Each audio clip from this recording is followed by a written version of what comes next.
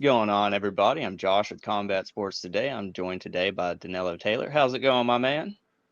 I'm good. I'm good. I'm good. And it's Delano. Oh, Delano. Delano Taylor. Damn it. Delano Taylor. See, Yeah.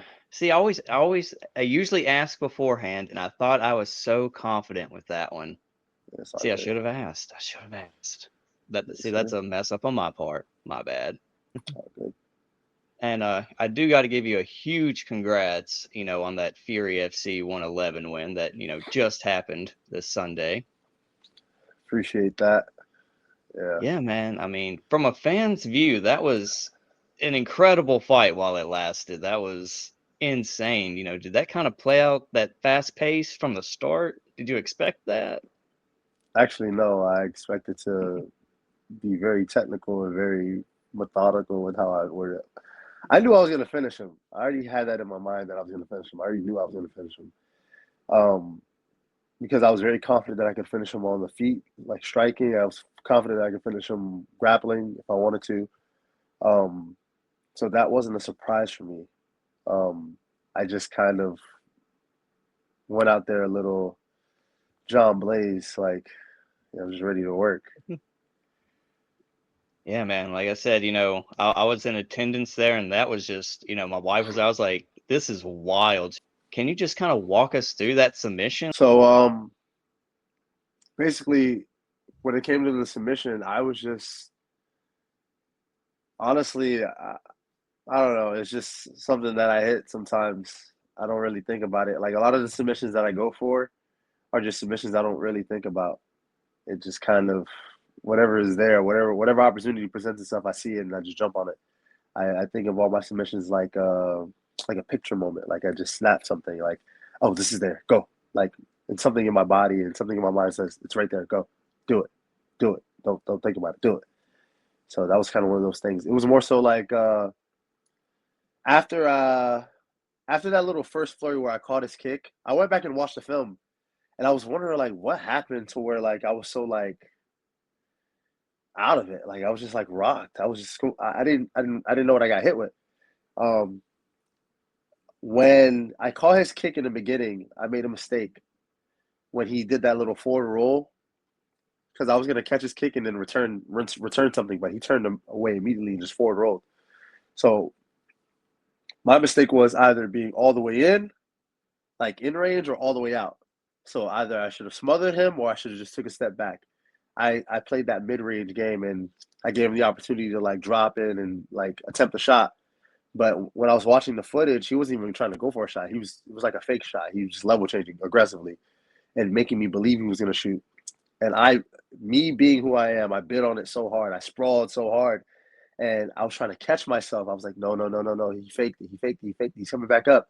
And as I came up, he threw a check hook, and that was what was like the beginning of that whole crazy fast paced movement. Like I didn't expect him to do that, and that was my fault because IQ wise, I should know better. I've done that to people. I see it in practice, so I should have been more aware of that. I should have been more conscious of that. But he did it, and I was like, damn, I can't believe he got me. And then I don't know, everything just in my mind was like, you got to fight, just fight.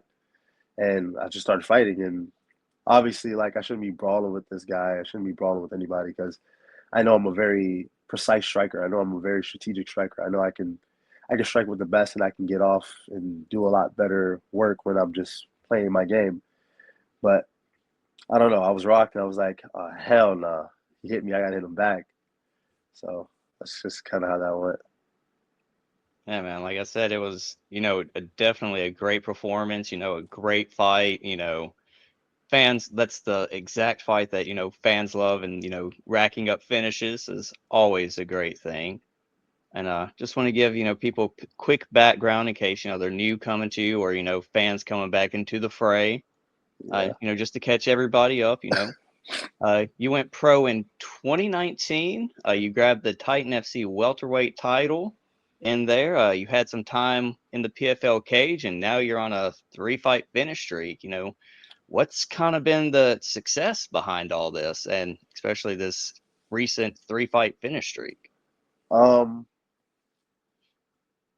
I'll say the success has been, having great coaches, But besides having great coaches, having great teammates, having great role model for me to like look up to, like when it comes to fighting, like I highly look up to Jason Jackson, um, and what he's done for the sport. And I feel like he doesn't get enough recognition or enough respect in the sport, and he's done so much for the sport, in my opinion. And he's just one of those guys who's been like a big brother to me since day one. He's kind of just like showed me the ways, like taking me on the trips, um, giving me advice when I've needed it. He's like family. Like comes to my house, I go to his house, legit like family. And obviously there's a camaraderie between him being Jamaican and me being Jamaican as well. So that also helps out a lot. Um, but for sure, my team, Jason, my coaches, like I've over the years, I've really developed a good team, and I think I'm at a good place right now, as well as myself, my mental. I've just been sharp. I've just been ready. Like since my time outside of the PFL, I've just gotten nothing but better. Um, I've been I've been having a hard time getting fights because once you find the PFL and you fight certain people, people don't want to fight you, and it's just been really me versus me for the past year. I haven't fought in a year. That was my last fight was last year September, and I haven't fought in a year in like 2 months. So that was a really that was really necessary. Like I really needed that, and I'm kind of glad the fight played out the way it did because it allowed me to go out there and prove to myself that like it's not for nothing. Like the work that I'm doing is not for nothing. I'm able to go out there and perform to the best of my ability every single time whenever I'm ready, and um, I just need the right person to just say yes. I just need somebody who just say yes. Just say yes and let's do it. Let's rock. You kind of spoke on, that long of a layoff, which obviously it didn't show from, my perspective, but did you feel, any type of what they call ring rust or anything in there? Because I mean, like I said, it didn't show from, me in the stands watching. Nah, I didn't feel any type of ring rust. I didn't feel any of that. Because I haven't taken a break since my last fight. Like I've been in the gym. I've been working. I've been waiting for my opportunity, for my moment. Because like in the drop, like in the snap of a finger, like everything's right there. Everything lines up the way it does, and boom. Like right now, like after I just fought this dude right now. Tapology just did their little calculations or whatever, and I'm ranked #1 welterweight outside of the UFC. So that's like there's only one legit next step. UFC something like something has to be on the way. There wouldn't be a reason why I'm #1.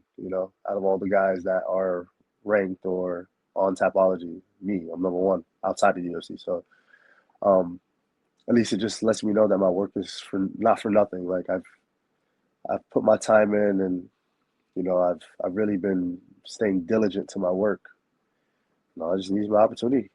What's it like training at, such a well-known gym as Kill Cliff, being surrounded by all those guys, Maybe when I first got at that gym, like a few years ago, it was like a very awe-inspiring, overwhelming like sensation. But like now I feel like I'm one of the seasoned vets. Like I'm one of those guys in that gym that's known. Like I've become, unfortunately, one of those guys like people actually come to talk to about like issues, or some people look up to because I'm in that gym and I'm really grinding, even though I'm not in the position that I feel like I should be in as of you know right now. But I don't doubt myself. I don't question myself, and I believe that I believe and I know that I will be where I'm supposed to be. So um, right now, as of being in the gym right now, just for me, every day just feels like learning. Every day feels like trial and error.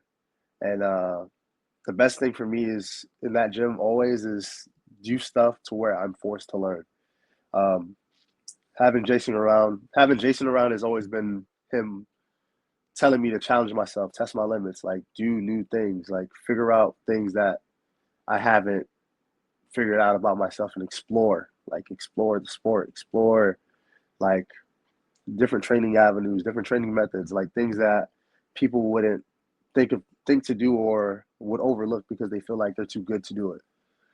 And also with Henry around telling me keep things simple. and it also kind of speaks to just kind of who you are. You said, you're unfortunately, but fortunately, that guy that, people come to for things. So I think that, also speaks, volumes to, kind of outside of fighting, kind of who you are and how they kind of see you as, just a great overall person. Just kind of going back to where it all began. What opened the door to combat sports for you, and when did it click that this was the thing that you were meant to chase? Um, it's funny. I always get asked this question, and honestly, what opened me up to the sport was a lot of people don't know, but I wrestled in high school. Well, I wrestled a little bit in middle school too, so I wrestled for a while. And basically, after I graduated high school, I was like, what else is there? Like, I've always been an athlete. I've always known, like, being it's weird. It's weird, like not being an athlete once you start doing it. So there was this one kid on my wrestling team, and his grandfather would always bring him to practice. But this kid also trained at American Top Team downtown Fort Lauderdale, which is now Atlas Trading Team. And his granddad would always be like, "Hey, you should come through this gym. These guys are good. They got that Brazilian jiu-jitsu." Like, I didn't know anything about that. Like, it's just, they got that Brazilian jiu-jitsu. It's kind of like wrestling, but it's not wrestling. Like, there's like submission holds and stuff like that. And I thought it was interesting, but I was in high school, like, didn't have no money, broke. So it's like, oh yeah, cool. Like, maybe I'll check it out when I graduate high school and I get a job or something. And I get a job, and afterwards I kind of check it out. I take his advice, I go check it out, and boom, that was just kind of it. I actually go there to like learn how to box, box and kickbox. That's what I go there for. And then the owner of the gym, who's also my first coach, who's also my current coach, he's like a dad to me. Junior Fernandez, he was like, "Hey, yeah, you should come try jujitsu." And Brazilian guy, that's literally how he said, "You should come try jujitsu." And he just sold me on the gi, put me in the gi, and then from there I trained for like 3 months and 3 4 months, and he just randomly said, "Hey, I got you a fight," and I said, "Huh?" He's like, "Yeah, yeah, yeah. You scared?" I was like, "What are you talking about?" He's like, "I got you a fight," and I said, "Okay, what is the fight?" And when he told me I had the fight, it was like Tuesday or Wednesday. He's like, "Oh yeah, Saturday." I said, "What?" He's like, "Yeah, Saturday." I was like, "Okay, what's the weight?" He's like, 170. You look pretty small though. You think you make 170? At that time, I was pretty small. I was like walking around like 175, 176. So making weight wasn't a problem. And he was like, "Yeah, yeah, yeah. The weigh-ins is on Friday, and you fight on Saturday." I was like, "Okay, let's do it." And ever since then, I just been fighting. You know, he was that guy to really just kind of put in my mind 2 arms, 2 legs, and that's it. Like, he's 2 arms, 2 legs. He's a man like me. Go figure it out. Mhm. And just kind of getting into, recent times and everything. I know you just fought, and the holidays are right around the corner. But that Fury FC welterweight title is on the line next month. Would you be interested in like a short notice call if something happens? I feel like I've been on the regional scene for too long. I feel like it's been already very difficult for me to get fights. Now that I'm with Fury, I think it might be a little easier, but I don't know. Who knows? If the title comes first and I got to fight for the title, cool. I'll dust whoever I got to dust off to get that title and move on. But my objective is honestly just UFC. I'm just looking forward. I don't want to have to take any more steps back. I don't want to have to. I don't want to have to, but if I have to, I will do it. I don't want to, but I will do it because at this point, I've done so much already. What's another little pebble in a way that I have to kick? What's another rock in the way that I have to move? Like, I know where I want to go, so I'm willing to do what I have to do to get to where I want to go. Yeah, absolutely. And it's kind of like, you mentioned and we mentioned earlier, you're on this 3 fight streak. You just submitted like an up and comer that had a lot of eyes on him in the first round. What is your message to the UFC, if they might be watching this? Dana, Nick, Sean, sign your boy, the postman, Delano Taylor. Um, hey, my record speaks for itself. I'm not ducking anybody. I'm not afraid to fight. I have all the skills. I just need an opportunity. Just give me an opportunity and we'll figure this out. Yeah, absolutely, man. You are like exactly what they're looking for. All these finishes, super exciting, great personality. Just seems like a great mind for the game, and it's got a few things that's kind of outside of the fighting realm a little bit. What's a movie or show that you can quote the most, or that you happen to just notice yourself quoting throughout your everyday life? One Piece. Ah, that's a solid one. I've always been wanting to watch the anime, but I feel like I got into it too late, and it's so much to Bro, catch up there's no on. such there's no such thing as getting into it too late. I don't want to be that guy on your podcast, bro. I don't want to be that guy, bro. But listen, listen. One Piece speaks volumes, bro. Like there's a reason why there's so many people who talk about it, and there's always the people who say, has so many episodes. Like, no, bro, watch the show. Just take a leap, take the first step, put the first episode on, and just keep watching, bro. And take your time, bro. As long as you're alive, you got time. Take your time. That's also from One Piece, bro. As long as you're alive, you got infinite chances. Literally, that's from One Piece. Like I Man, said, everybody that I talk to, like we have some guys on our team that watch one. They tell me the same place, like you gotta watch it, and it's like it's just so good. I'm like, I know, I hear that, but it's like you just see the episode count, it's just so it bro, demoralizes you a little bit. forget the episode count. Just watch one episode at a time. You know when I started watching it? I started watching it. Actually, I watched a little bit when I was a kid, but I didn't even really recognize. I couldn't get into it. I couldn't focus on it because I didn't know what I was watching. But because it came on Adult Swim, Yeah. Toonami. Oh, But the great days. the great days, yeah. But when I got older, I started watching it during COVID, and COVID is when I like really like locked into it. I was like, yo, why was I never watching this? Like, and then I have a friend. He was also there. He's like one of my brothers. He was also there at the fight. Sadu.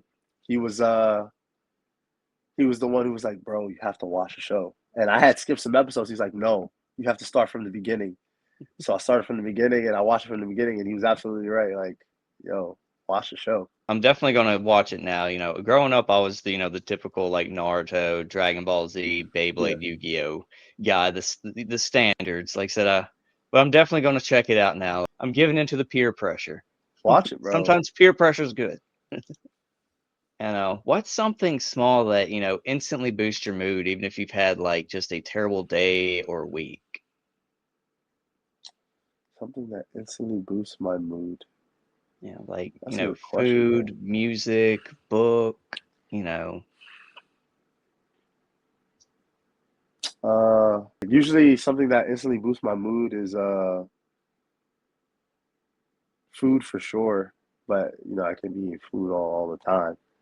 Uh, music. You know what actually instantly boosts my mood? It's kind of weird, but I watch a lot of mukbangs. I don't know why. I don't know why. It's like I watch it or I watch mukbangs or I watch like people doing food challenges because for me that's like extremely impressive. Like how these guys or girls like do these things. Like how do you eat so much? Like I could eat a lot, but like how do you do it? And so in such a short amount of time too. It's Yeah, yeah, it's very intriguing. There's a yeah. YouTuber I like. I don't know if you've watched him, the LA Beast. He does Yes, like I watched random, them. yeah. Yeah, he's like one of Yes, my like top ones yes, that I watch in like that category of like the yes. old weird food. Bro, Like I'm that's like, how do you do it? Like, how do you guys do that? But like, unfortunately, like that actually does boost my mood immediately. Like, all fight week, I was like cutting weight, and I was just watching. Just I don't know, it's kind of sick. I was just watching people just do mukbangs and freaking do food challenges. My guys in the corner they're laughing at me. They're like, "Yo, you okay, bro?" I was like, "Yeah, I'm good. I'm good. I'm just keep myself entertained." You know, I was writing down a list of foods that I wanted to eat and everything. As I was watching them eat, I was like, damn, this is crazy. and kind of telling into that. Is there like a meal or food or something that you just absolutely have to have after the weight cut's over or after the fight's over to just reward yourself with? Actually, after the fight, I immediately rewarded myself with some Joys. Joys is a Trinidadian spot in Fort Lauderdale. So I had to get me some doubles, some roti. Usually I would eat Jamaican food, but I was like, nah, I want some joys today. I got me some joys. I got some curry duck. Usually I would get the curry goat, but I was like, I'm gonna treat myself. I'm gonna get some curry duck today. I don't know if you ever had Trinidadian food, but it's tough. Yeah, that's a cuisine that I have not tried yet, but if I'm in that area, I'm gonna definitely go to that restaurant. I'm gonna have to do I'm, some t- research around I'm telling you, the bro. San Antonio area to kind of see what that cuisine's like. I love Hey, trying new things and I all remember I types was of the one who food. put you on first. Just some Oh, Trini food. absolutely. Yeah, I'll All definitely right. shoot you, a message saying, after I try, it was, great. I'm also gonna let you know how I feel about One Piece. All right, bet. Let me know, bro. I'm telling you. What's, a biggest non-fighting goal you have for 2026? A big non-fighting goal is actually like buy a house. I'm living in an apartment, so I want to buy a house for sure. That's one of my goals for 2026. Get a house, and from there, if I can get a house with some land and figure some stuff out, that'd be perfect. But that's my goal. I'm working towards that right now, obviously. So like fighting, not fighting, I'm gonna figure it out. But that's my goal Yeah, right yeah, I now. mean that's a great goal to have and a big goal to have, Yeah, especially the times that we're living in the market and everything that we're unfortunately living in these days. That's a great goal to have, and 2026 is definitely going to be the year that it all comes together for you. absolutely. I got two last things for you, so I don't want to keep you too long. I think I know the answer to this one, but I got to ask it anyway. If you could headline a card anywhere in the world, where's that dream location? What you think I was gonna say? I was your the heritage of your Jamaican background. I'm assuming you're going to go in Jamaica, Yeah, just because you have it yeah, has to be done. yeah, bro. There's a lot of history out there. A lot of Jamaican fighters don't get enough of the recognition that they deserve, I feel. And even when they do, they kind of get kind of pushed aside a little bit, kind of weird. But I would like to make it a thing. Like there's a lot of talent out there. There's a lot of people out there who really want to like change their lives too. There's a lot of people out there who want an opportunity to make something happen for themselves. So yeah, absolutely. Like you said, that it's people have dreams out there too, and then more eyes definitely need to be out there outside of the U.S. and outside of the just the bigger countries and continents. There's vast talent everywhere, and definitely more eyes need to be brought Yes, upon those regions. And absolutely. hopefully, you and everybody else can be that trend and get one of these bigger promote a big promotion in Jamaica, and all you guys can headline the card and be on the Yeah, card bro. and Even if I'm not headlining the card, I maybe like in a commentary booth or something. Like bro, like something. Like, And the you know. last thing I really do have for you is, do you got any training partners, sponsors, loved ones, anybody you want to give a quick shout out to real quick?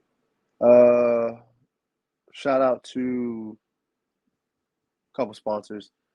Fat Cats always supporting me. Um, Thrasher Hemp Punk, Fuss Free LLC, Cash Out Funding, Atlas Training Team, that's a gym I train at. Kill Cliff FC, another gym I train at. Symmetry Fitness, one of my guys, Ahmed. He's like a big bro. Um, First guy to really like put energy into training me, like because he just saw that in me. So shout out to Ahmed, big shout out to him, like big bro for real. Um, Jason Jackson, of course, I mentioned him like a million times already. My boy Sadu, Jean Baptiste, he's on his way. He's about to have his pro debut, so he's on his way. I'm really happy and really excited for him to make it and start to succeed for sure. And I think that's it. At least that's all I can think of at the top of my head.